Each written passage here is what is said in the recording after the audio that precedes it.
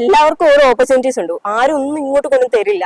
Very good. ഞാനിപ്പോ കബഡിക്ക് ഇറങ്ങി എന്ന് പറഞ്ഞാലും ആരും എനിക്ക് ഇങ്ങോട്ട് കൊണ്ട് തന്നല്ല, ഞാൻ അങ്ങോട്ട് തേടി പിടിച്ച് പോയതാണ്. നമ്മൾ ഈ വേറെ സമയങ്ങളൊന്നും നമ്മൾ സ്ക്രോൾ ചെയ്തോ അങ്ങനെ ഇല്ല. ഞാൻ സ്ക്രീൻ ടൈം നന്നായിട്ട് കുറഞ്ഞു. കാരണം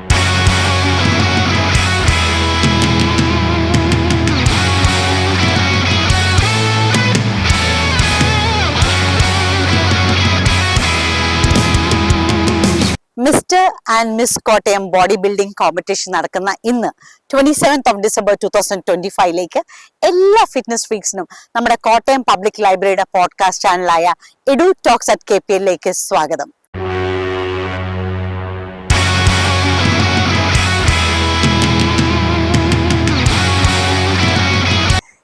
അന, congratulations. Thank you so much. നമുക്ക് കിട്ടിയ ടൈറ്റിൽസ് എന്തൊക്കെയാണ്? ഞാൻ ബോഡി ബിൽഡിംഗ് ഫസ്റ്റും പിന്നെ ടൈറ്റില് കിട്ടി. എനിക്ക് റിയലി പ്രൗഡ്. Very good. മോള് ടൈറ്റിൽ കിട്ടാൻ വേണ്ടി like what all did you had to sacrifice? ഞാൻ ഭയങ്കര ഷുഗറി ടൈപ്പ് ഫുഡ് കഴിക്കുന്ന ആളായിരുന്നു. ഭയങ്കര ഫാറ്റ് ഫുഡ്, ദിവസം മന്തി അങ്ങനെയുള്ള ഫുഡ്സ് ഒക്കെ ഇഷ്ടംപോലെ കഴിക്കുന്ന ഒരാളായിരുന്നു. അറ്റ് ദ സെയിം ടൈം എന്റെ കോച്ച് വിജീഷ് പറഞ്ഞു, അഫ്കോഴ്സ് നിനക്ക് ഇതെല്ലാം അവോയ്ഡ് ചെയ്താലേ നിനക്ക് ഈ ഒരു ഇതിലേക്ക് എത്താൻ പറ്റത്തുള്ളൂ എന്ന് ഞാൻ പറഞ്ഞപ്പോഴത്തേക്കും ഞാൻ പറഞ്ഞു ബെസ്റ്റ് ട്രൈ ചെയ്യാന്ന് പറഞ്ഞ് അപ്പം ഇറങ്ങി. ആ ഒരു ടൈം മുതൽ ഞാൻ ഡിസിഷൻ എടുത്തു, ഇതൊരിക്കലും ഒരു പ്രൈസിന് വേണ്ടി മാത്രമല്ല, ഇതിന്റെ ലൈഫിനും കൂടെ വേണ്ടിയിട്ടാണ്. ഒരു ലൈഫ് സ്റ്റൈൽ ചേഞ്ച് ആയി.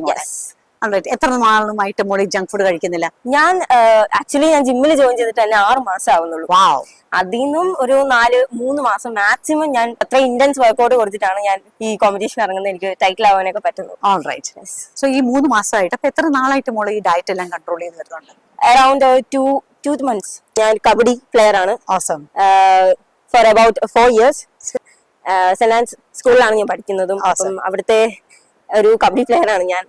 സെയിം ടൈം എന്റെ കോച്ച് പറഞ്ഞിട്ടാണ് ഞാൻ ജിമ്മിൽ ജോയിൻ ചെയ്യുന്നതും.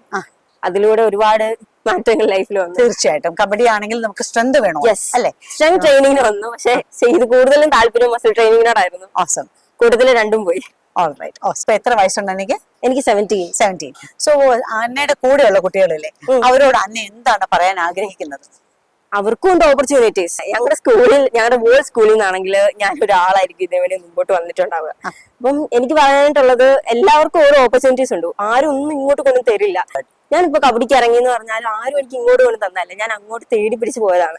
ഞാൻ അങ്ങോട്ട് ചെന്നിട്ട് എനിക്ക് ഒരുപാട് താല്പര്യമുള്ള കാര്യങ്ങൾക്ക് ഞാൻ അങ്ങോട്ട് തന്നെ ചെന്ന്, അതും ഒരിക്കലും ഫസ്റ്റ് കിട്ടുന്നില്ല, ടൈറ്റിൽ ആവുമെന്ന് വിചാരിച്ചിട്ടല്ല, എനിക്ക് എന്റെ ബെസ്റ്റ് കൊടുത്ത് എനിക്ക് ആ ഒരു ഫീൽഡിൽ എത്താൻ പറ്റുമല്ലോ എന്നുള്ളത്. തീർച്ചയായിട്ടും. Very good. അതൊരു നല്ല ആറ്റിറ്റ്യൂഡാ മോളെ. ഇങ്ങോട്ട് ഒരാൾ തരുന്നതിലും നല്ലത് നമ്മൾ അങ്ങോട്ട് തേടി പോയി പിടിക്കുക അല്ലെ? എന്നോട് അന്ന പറഞ്ഞു ലൈക്ക് ഡയറ്റ് ബെസ്റ്റ് ആക്കിയെന്ന്. അതുകൊണ്ട് അന്നയുടെ ബോഡിയിൽ എന്തൊക്കെ ചേഞ്ചസ് കാണാൻ പറ്റുന്നുണ്ട്? എനിക്കൊരു ഫാറ്റി ടൈപ്പ് ബോഡിയായിരുന്നു. ഞാൻ കുറച്ച് ബൾക്കി ആയിരുന്നു. അറ്റ് സെയിം ടൈം ബൾക്കിംഗ് ടൈമിൽ ഞാൻ കുറച്ച് ഫുഡ് കൺട്രോൾ ചെയ്തു. സത്യം പറഞ്ഞാല് ബൾക്കിംഗ് കൺട്രോൾ ചെയ്ത് കട്ടിങ്ങിലേക്ക് എത്തിയപ്പോഴത്തേക്കും ബോഡി ഭയങ്കരമായിട്ട് ചുരുങ്ങിയിട്ട് ഒരു ബെസ്റ്റ് ആയിട്ടുള്ള ഒരു ഇത് എനിക്ക് കിട്ടി. ലൈക്ക് എനിക്ക് സ്ട്രെങ്ത് ആണെങ്കിൽ അപ്പൊ നന്നായിട്ട് വന്നു. കാരണം ഫാറ്റി ടൈപ്പ് ഞാൻ നിന്നതിലും എനിക്ക് ലെഗ് ഒക്കെ നല്ല ചേഞ്ച് വന്നിട്ട് എനിക്ക് നല്ല മസിൽസ് ഒക്കെ വന്ന് കട്ടിങ്ങിലൂടെ എനിക്ക് ഒരു പെർഫെക്റ്റ് ബോഡിയിലേക്ക് എത്തി. സോ കട്ടിങ് എന്ന് പറഞ്ഞാൽ എന്തൊക്കെയാണ് നമ്മൾ കട്ട് ചെയ്തത് ആ സമയത്ത്? ലൈക്ക് ഷുഗർ ഒക്കെ നമുക്ക് ടോട്ടലി കട്ടാവും. അപ്പം ഷുഗർ, പിന്നെ ഈ ഒരു കുറച്ച് ദിവസം മുമ്പേ കാർബ്സ് ഫുള്ള് കട്ട് ചെയ്തു. കാരണം നമുക്ക് മസിൽസിന്റെ കുറച്ചും കൂടെ നല്ല തെളിഞ്ഞു വരാൻ വേണ്ടിട്ട് നമ്മൾ അത് ചെയ്തു. പിന്നെ ഫാറ്റ് ഫുഡ്, വെളിയിൽ നിന്നുള്ള ജങ്ക് ഫുഡ്, ഇപ്പം ഫ്രണ്ട്സ് ആയിട്ടൊക്കെ ഔട്ടിങ്ങിന് പോകുമ്പോഴത്തേക്കും അവര് വലിയ വലിയ ഫുഡ്സ് ഒക്കെ കഴിക്കുമ്പോൾ നമ്മള് വീട്ടിൽ നിന്ന് കൊണ്ടുപോയി റൈസ്, ചിക്കൻ പുഴുങ്ങിയത് അങ്ങനെയൊക്കെ ഇരുന്ന് കഴിച്ചുമ്പോൾ അതൊരു വല്ലാത്ത എക്സ്പീരിയൻസ് ആണ്. അത് ആക്ച്വലി നമ്മളെ ഒരു വേറൊരു ലെവലിലേക്ക് എത്തിക്കുകയാണ് അല്ലെ? നമ്മുടെ പേഷ്യൻസിനെ ചെക്ക് ചെയ്യുന്നു. നമുക്ക് അങ്ങനെയൊക്കെ പറ്റുമെന്ന് നമ്മുടെ സെൽഫിനെ തന്നെ നമ്മള് ഇതാക്കുകയാണ്.